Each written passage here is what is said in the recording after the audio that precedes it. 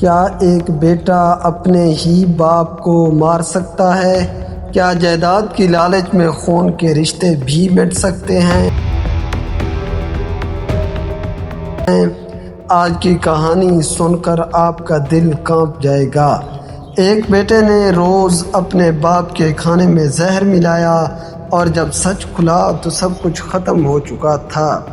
یہ واقعہ لاہور کے ایک عام سے گھر کا ہے، جہاں ایک بیٹا فرحان اپنے بوڑھے باپ اقبال کے ساتھ رہتا تھا۔ اقبال صاحب نے پوری زندگی محنت کی اور ریٹائرمنٹ کے بعد ایک اچھی خاصی جائیداد چھوڑی، لیکن فرحان بے صبر تھا۔ وہ چاہتا تھا کہ باپ ساری زمین، مکان اور پیسہ اس کے نام کرے۔ ابھی اقبال صاحب نے صاف انکار کیا، ابھی تم سمجھدار نہیں بنے، وقت آئے گا تو سب تمہارا ہی ہے۔ فرحان نے بات ماننے کا دکھاوا کیا، لیکن اندر سے کچھ اور ہی سوچ رہا تھا۔ اگلے دن سے اس نے آہستہ آہستہ باپ کے کھانے میں زہر ملانا شروع کر دیا۔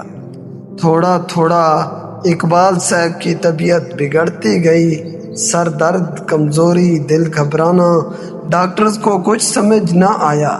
فرحان ہر وقت باپ کے پاس بیٹھا رہتا، تیمارداری کرتا، ماں کو تسلی دیتا، امی فکر نہ کریں، ابو ٹھیک ہو جائیں گے۔ مگر وہ ماں تھی، اسے کچھ نہ کچھ شک سا ہونے لگا۔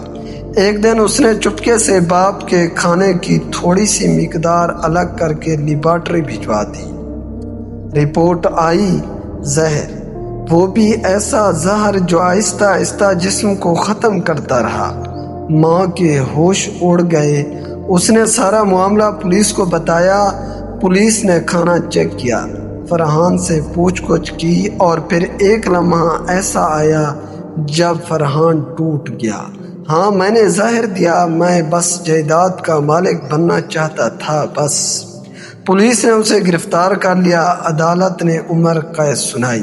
اقبال صاحب بچ تو گئے مگر صدمے سے کبھی سنبھل نہ سکے۔ ماں کا دل ٹوٹ چکا تھا اور وہ جائیداد اب وہ ایک کاغذ کا ٹکڑا بن گیا جس نے ایک خاندان برباد کر دیا۔ کیا آپ سوچ سکتے ہیں کہ جائیداد کے چند ٹکڑوں کے لیے ایک بیٹا اپنے ہی باپ کا قاتل بن جائے؟ اگر آپ اس ماں کی جگہ ہوتے تو کیا کرتے؟ ناظرین، مزید ایسی ویڈیوز کے لیے ہمارے چینل کو سبسکرائب کرنا نہ بھولیں۔